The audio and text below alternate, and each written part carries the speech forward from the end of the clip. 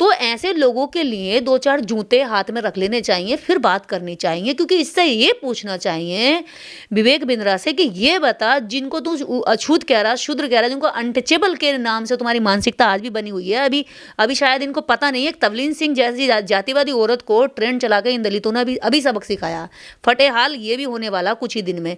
को पता होना चाहिए जिन लोगों को ये कह रहा है कि वो एक लीडर बनेंगे, दलित अगर लीडर बनेंगे तो सिस्टम को खराब हो जाएगा, या जो एक मनु का सिस्टम है वो गड़बड़ हो जाएगा। लेकिन इनको ये पता होना चाहिए कि आज मनु के विधान से देश नहीं चलता, संविधान से देश चलता है। और इनको ये बता दें कि जिस देश में, आज़ाद भारत में बैठ करके तुम जो अपनी बकवास कर रहे हो, मोटिवेशनल स्पीकर बन रहे हो या बिजनेस स्पीकर बन रहे हो, तो इसका अधिकार भी तुम्हें भारतीय संविधान ने दिया है। और उस भारतीय संविधान को लिखने वाले की जो मेहनत है वो भी एक दलित व्यक्ति था। वो भी इस देश का सबसे महान लीडर अगर कोई है, इस देश के अंदर सबसे महान लीडरों में यदि गिनती की जाती है आज़ाद भारत के आसपास और उससे पहले और उसके बाद, तो बाबा साहब डॉक्टर अंबेडकर की जाती है। बताए, बाबा साहब डॉक्टर अंबेडकर के ही कानून से आज पूरा देश चलता है। और अगर बाबा साहब डॉक्टर अंबेडकर के कानून के तहत अगर आज कार्रवाई हो तो विवेक बिंद्रा पर कानूनी कार्रवाई हो सकती है, क्योंकि ये एक वर्ग विशेष को टारगेट कर रहा है, वर्ग विशेष के प्रति घृणा फैला रहा है और संविधान के खिलाफ बात कर रहा है। क्योंकि मनु विधान के पक्ष में बात रखना, संविधान के खिलाफ बात रखना है। आर्टिकल 13 यही कहता है कि इस देश में जितनी भी पुरानी परंपराएं हैं, जितनी भी पुरानी मान्यताएं हैं, जितनी भी असामाजिक मान्यताएं हैं जो तथ्य आधारित नहीं है, उन सब बातों को आज से खत्म किया जाता है। उन सब का आज कोई भी लेना देना इस भारतीय समाज पे नहीं होगा। इन सब मान्यताएं और परंपराएं आज पूरी तरीके से खत्म होती हैं और संविधान को ही इस देश के अंदर माना जाएगा। तो विवेक बिंद्रा को ये बताना चाहिए कि खुद विवेक बिंद्रा अगर अपनी जाति पर घमंड कर रहा है तो अपनी जाति के लोगों की लिस्ट ला के दिखाए कि उन्होंने देश के लिए क्या किया है। इनकी जाति के लोग लीडर बन के सबसे ज्यादा बलात्कार में लिप्त पाए जाते हैं, सबसे ज्यादा करप्शन में पाए जाते हैं, सबसे ज्यादा घोर निंदा अछूतों के, शूद्रों के प्रति करते हुए पाए जाते हैं। तो विवेक बिंद्रा को ये याद दिलानी चाहिए एक बार और कि विवेक बिंद्रा, हमारे हाथ में 4-5 जूते हैं और ये याद रख, इसी देश के अंदर देश का सबसे बड़ा सूबा उत्तर प्रदेश, और उत्तर प्रदेश की मुख्यमंत्री कोई शूद्र, कोई तुम्हारे जो जिस जाति पर तुम घमंड कर रहे हो उसकी नहीं, एक दलित समाज की महिला ने उत्तर प्रदेश में 4-4 बार राज किया। और राज करने का आज तक उनके विरोधी भी ये कहते हैं कि लॉ एंड ऑर्डर वहाँ का ही मजबूत था, बहन कुमारी मायावती जी का मजबूत था। तुम बात करते हो कि जब ये दलित अछूत लीडर बनेंगे तो सिस्टम खराब हो जाएगा। अरे यही लोग जब तक सिस्टम में नहीं आएंगे तब तक इस देश का सिस्टम खराब रहेगा। यही बात बाबा साहब डॉक्टर अंबेडकर कहते थे कि सिस्टम में इन लोगों को आना जरूरी है, क्योंकि अवसर पाने का मौका सबको मिलना चाहिए। इन्हीं अवसरों की लड़ाई में बाबा साहब डॉक्टर अंबेडकर ने गांधी जी के साथ झगड़ा किया। गांधी जी चाहते थे कि इन लोगों को कुछ ना मिले। तो ये जो विवेक बिंद्रा जैसे लोगों के अंदर जो कचरा दिमाग भरा हुआ है, जो सोच है, गंदी मानसिकता है, ये गांधी की वही मानसिकता जो पूना पैक्ट पर जबरदस्ती हस्ताक्षर करवाए थे।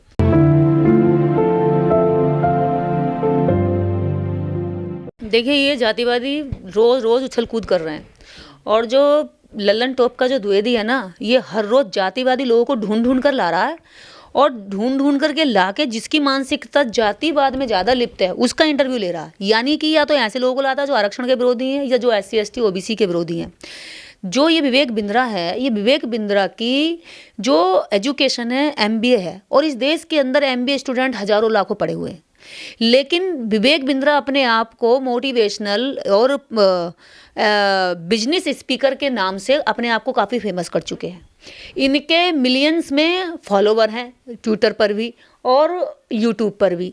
इन्हें अगर कोई सुनता है, कोई भीड़ है, तो इन्हें ये ध्यान रखना चाहिए कि इनको सुनने वाली जो भीड़ है उसमें उन लोगों की भी संख्या है जिनके अधिकारों का ये यहाँ पर विरोध कर रहे हैं। और विवेक बिंद्रा को ये बताना चाहिए, जो विवेक बिंद्रा ये कह रहे हैं कि ब्राह्मण मुख से पैदा हुआ तो वो इंटेलेक्चुअल हो गया, और क्षत्रिय भुजाओं से पैदा हुआ है तो वो मांस हो गया, वो लड़ाकू हो गया, और वैश्य पेट से पैदा हुआ है तो वो बिजनेस करेगा, और शूद्र पैरों से पैदा हुआ है तो वो सेवा करेगा, और बाकी लोगों को यदि लीडर बना दिया तो वो सिस्टम को खराब करेंगे। जब ये विवेक बिंद्रा जैसे लोग लल्लन टॉप के द्विवेदी के चैनल पर आकर के भाषणबाजी करते हैं, तो अगर द्विवेदी में दम है तो कॉलेजम पर बहस करा के दिखाए ना। अगर द्विवेदी में दम है तो इस देश के दलितों को, जो दलित इस देश के अंदर जाने जाते हैं, इंटेलेक्चुअल प्रोफेसर प्रोफेसर हैं, आज वो हर हर पदों पर बैठे हुए हैं, उनको बुलाए ना, लेकिन उनको नहीं बुलाएगा। लेकिन द्विवेदी को कैसे लोग बुलाने, जो आरक्षण के खिलाफ नफरत फैलाएं, क्योंकि द्विवेदी खुद कहेगा तो इसके चैनल की औकात जमीन पर आ जाएगी, लोग इसको रिपोर्ट करने लगेंगे। और मैं तो ये कहती हूँ, द्विवेदी जैसे लोगों के चैनल को और विवेक बिंद्रा जैसे लोगों के चैनल को, जितने भी ये दलित वर्ग के, ओबीसी वर्ग के लोग हैं जिनके खिलाफ ये नफरत फैलाते हैं, इनके चैनलों को रिपोर्ट करो, इनके चैनलों को अनइंस्टॉल करो, इनके चैनलों को, इनके जो ऐप बने हुए उनको अनइंस्टॉल करके इनको अनलाइक करो, ताकि इनको पता चले, इनको औकात समझ में आए कि तुम अपनी ही जाति के आधार पर इस देश के अंदर लोकतंत्र में जिंदा नहीं रह सकते। लोकतंत्र में हमारा सबका मत चाहिए, लोकतंत्र में हमें सबका सम्मान और प्यार चाहिए होता है, तब हम इस देश में स्ट्रगल कर सकते हैं। लेकिन अगर तुम चाहोगे गुणगान तुम सिर्फ जाति का करोगे, हकमारी तुम अपने दूसरे की खा करके तुम खुद को दूसरों के दिल में सम्मान प्राप्त करते रहोगे, तो ऐसा नहीं चलेगा।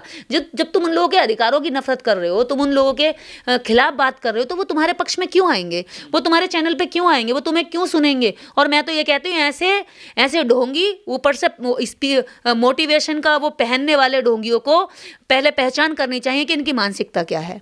और ये जो लल्लन टॉप में बैठने वाला जो ये विवेक बिंद्रा है, एक टाइम पे ऐसे ही लोगों ने देखा था, आपने कंगना रनौत का क्या हाल हुआ, फिल्म फ्लॉप करके दिखा दी। यही समाज जूतों में ले आता है, जिस समाज को जूते में रखने की कोशिश करते हैं ना, जब ये समाज अपनी पे आता है तो ये समाज जूतों में ले आता है। और विवेक बिंद्रा को भी हो सकता है फिर से सरकार की शरण में जाना पड़ा, जैसे कंगना रनौत हाथ जोड़ती फिर रही थी, ऐसे ही इनको जाना पड़ेगा, क्योंकि अपने दम पर और टैलेंट पर तो समाज में रह नहीं सकते। इनकी अपनी बुद्धि, विवेक और विचार कुछ नहीं है, इनके ऐसे इंटरव्यू को सुन के पता चलता है। और लल्लन टॉप के चैनल को जो आज तक ने दूसरी टीम खोल रखी है, कहते हैं ना, पक्ष में भी यही रहेंगे और विपक्ष में भी यही रहेंगे, यानी पक्ष में भी ब्राह्मण पाला मालेगा और विपक्ष के पाले में भी ये ब्राह्मण ही रहेगा। और बीच में ये चाहता है कि एससी ओबीसी को फुटबॉल बना के इधर से भी खेले और उधर से भी मारता रहे। तो ऐसे लोगों की पहचान करें, ऐसे लोगों के चैनल को, आज तुम्हारे हाथ में बटन है, मोबाइल तुम्हारा अपना है कि तुम उसका क्या कर सकते हो, उसको सुनना है या उसका बहिष्कार करना। जब ये तुम्हारे अधिकारों का बहिष्कार करते कि तुम्हारे अंदर ये दम नहीं है कि तुम इनके चैनल का बहिष्कार कर सको, इन सब के चैनलों का बहिष्कार करो जो तुम्हारे अधिकारों के खिलाफ बात करते हैं। देखिए, ये खास विचारधारा से प्रभावित हैं। जब भारत में संविधान लागू नहीं था तो संविधान से पहले यहाँ मनुविधान चलता था, और मनुविधान कहता था कि यहाँ शूद्रों को और अछूतों को न राज करने का अधिकार है, न शिक्षा प्राप्त करने का अधिकार है, और ना ही इनको वोट डालने का अधिकार है, ना ही इन्हें जमीन संपत्ति रखने का अधिकार है, ना इन्हें धन दौलत इकट्ठा करने का अधिकार है, और साथ ही साथ ना ही इन्हें ऊपर के तीनों चारों वर्णों से सवाल करने का अधिकार है। लेकिन भारतीय संविधान ने क्या करा, जो खड़ी व्यवस्था थी इस तरह से, उस खड़ी व्यवस्था को समान कर दिया और उन्होंने कहा कि नहीं, सवाल करने का अधिकार शूद्र को भी, अछूत को भी है, ब्राह्मण को भी, क्षत्रिय को, ठाकुर को, यानी कि सबको है। यानी ये नहीं कि केवल ब्राह्मण को है। और संविधान ने ये भी नहीं कहा कि ब्राह्मण ने बहुत लंबे समय से मलाई लूटी है, मजे लूटे हैं, अपने विशेष अधिकार रखे, अब उसके अधिकार खत्म कर दिए जाते हैं। नहीं, बाबा साहब डॉक्टर अम्बेडकर को जब लिखने का अवसर मिला तो उन्होंने कहा कि नहीं, ब्राह्मण के अधिकार हम छीनेंगे नहीं, उनसे बदला नहीं लेंगे, उनको भी बराबरी के अधिकार देंगे, क्षत्रियों से भी बदला नहीं लेंगे, उनको भी बराबरी का अधिकार देंगे, ना वैश्यों से बदला लेंगे, उनको भी हम बराबरी का अधिकार देंगे। तो डॉक्टर अम्बेडकर की सोच को देखिए, और एक तरफ थी दूसरी सोच जो मनु की सोच थी। तो मनु में और अम्बेडकर में ये दो विचारों का टकराव भारत के अंदर तब से शुरू हो गया जब इस देश में भारतीय संविधान लागू हो गया। और भारतीय संविधान लागू होते ही इस देश के अंदर एक बहुत मतलब जो गुबार था इनके अंदर कि भाई हम अब इनके बराबर क्यों बैठेंगे। डॉक्टर अम्बेडकर कहते हैं सबके बराबर बैठो, संविधान कहता है सबके बराबर बैठो। तो ऊपर रहने वाले लोगों के अंदर कहीं ना कहीं ये घृणा है कि हम इनके साथ क्यों बैठे यार, जिनको हमने पैरों में रखा उनके साथ क्यों बैठे। हालांकि उनकी जो सोच है वो मनुस्मृति के हिसाब से बिल्कुल ठीक है, लेकिन आज विज्ञान के दौर में और संविधान के दौर में ये सोच नहीं चलेगी। ये गंदी और घटिया सोच है। इस सोच की सबसे बड़ी एंटीडोज ये है कि आपको अम्बेडकरवाद पढ़ना चाहिए, आपको अच्छा इंसान बनना चाहिए, और ऐसे अच्छे इंसान बनाने के लिए सबसे ज़्यादा ज़रूरत है इस देश के अंदर औरतों को अम्बेडकरवाद की पाठशाला में बिठाना। क्योंकि जितने भी जातिवादी पुरुष तैयार होते हैं, जितने भी जातिवादी सपोले पैदा होते हैं, ये सारे इन औरतों के तैयार किए होते हैं। क्योंकि तवलीन सिंह जैसी औरतें जब जातिवाद सोचती हैं तो वो अपने बेटे को कैसे जातिवादी बनाती होंगी, वो कैसे शिक्षा देती होंगी। जब इस देश की औरतें आरक्षण का विरोध करती हैं तो अपने बच्चों को क्या सिखाती होंगी, वो यही सिखाती होंगी कि बेटा कोई बात नहीं, तू निकम्मा कोई दिक्कत नहीं, तू कामचोर है कोई दिक्कत नहीं, तू महानालायक है कोई बात नहीं, तेरी महानालायकी का ठीकरा मैं आरक्षण पे फोड़ दूंगी। तो ये वही नालायकी सिखाने वाली जो माएँ हैं, पहले उनको ट्रेनिंग देनी चाहिए, संविधान की क्लास लगनी चाहिए इस देश की औरतों के साथ। सबसे पहले सवर्ण क्लास की महिलाओं को संविधान अच्छे से पढ़ाना चाहिए, हिंदू कोड बिल पढ़ाना चाहिए, डॉक्टर अम्बेडकर का संघर्ष पढ़ाना चाहिए कि उनके लिए उन्होंने कितनी कुर्बानियां की और उन्हीं के समाज की आज आप खिलाफत करते हुए अपने बच्चों को तैयार करती हैं। और आपके बच्चे द्विवेदी जैसे लोग लल्लन टॉप चलाते हैं और लल्लन टॉप में जो फिर जो है विवेक बिंद्रा जैसे लोगों को बिठा करके जातिवाद का जिहाद दिखाते हैं। अभी तक तो ये काम कथावाचक करते रहे हैं, लेकिन ये तो पढ़े लिखे लोग हैं, टीवी में बैठते हैं, सिनेमा में बैठते हैं, ये भी ऐसे विचार दे रहे हैं देश के लिए। ये कोट या सूट बूट पहन लेने से ये नहीं है कि आप अंदर से भी साफ सुथरे हैं। ये जो दिमाग है ना, यहाँ का जो गंदगी है, यहाँ जो गटर चल रहा होता है, वो गटर का कपड़ों से लेना देना नहीं। आपके कपड़ों में भले ही चमक आ रही है, लेकिन आप अपने ही देश के नागरिकों से इस आधार पर नफरत कर रहे हो कि आपके दिमाग में ये चल रहा है कि छोटी जाति का है। तो आपका वो सूट बूट पता चल जाता है कि आपके वो सूट बूट के अंदर जो व्यक्ति अंदर छुपा बैठा है, वो कोई अच्छा नहीं है, वो साफ सुथरा नहीं है, वो एक संदिग्ध मानसिकता का है। क्योंकि अगर हम कपड़ा तो खरीद के भी पहन लेंगे, जूता भी खरीद के पहन लेंगे, लेकिन जो बुद्धि है, जो मानवता है, वो खरीदी नहीं जाती है बाजार में। वो हमें संस्कारों से मिलती है, वो हमें हमारे कर्मों से मिलती है, हमारे विचारों से मिलती है। और जो विचार जिसके गंदे हैं, उसके कपड़ों पर चाहे बिना दाग के है, लेकिन उसके विचारों में अगर गंदगी है, दाग है, तो वो हमारी नज़र में साफ नहीं है। ना वो किसी भी देश के लिए साफ हो सकता है, ना मानवता के लिए, ना किसी भी समाज के लिए वो साफ तैयार कर सकता है कि लोगों को भाईचारा सिखा सकता है, ना एकता सिखा सकता है। ऐसे घटिया लोगों की वजह से देश के अंदर एकता टूट रही है, देश की अनेकता, देश की एकता खंड खंड हो रही है। तो ऐसे लोगों के खिलाफ कार्रवाई होनी चाहिए। और ये विवेक बिंद्रा जितना भी उछल कूद रहा है, और जो द्विवेदी है, अगर इसी के खिलाफ जाकर के मैं भी एफआईआर कर दूं, तो ये मेरे ही पैरों में आकर गिर जाएंगे और कहेंगे बहन जी हमें माफ कर दो, हमसे तो गलती हो गई।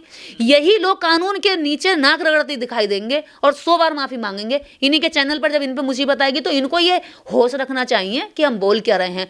जिस समाज की खिलाफत तुम करते हो, ये समाज आज वो नहीं रहा। तुम्हारी जो इमेज में रहता है कि रोता गिड़गिड़ाता फटेहाल जो हमारे सामने हमारे दरवाजे पे जो है गरीब बनकर, कमजोर बन के, दरिद्र बन के हमारे आगे हाथ फैलाता था, आज वो समाज ऐसा नहीं रहा है। संविधान की बदौलत आज उसके पास भले धन नहीं है, लेकिन उसके पास संविधान की दी हुई जुबान है, संविधान के दिए हुए अधिकार हैं। आप सोचिए, भी चंद मुट्ठी भर लोग इस देश के अंदर जो दलित समाज से आते हैं, वो जागरूक हुए हैं, बोलना सीखे हैं, पढ़ना सीखे हैं, जवाब देना सीखे, सामना करना सीखे हैं, या कानून की जानकारी हासिल करे हैं।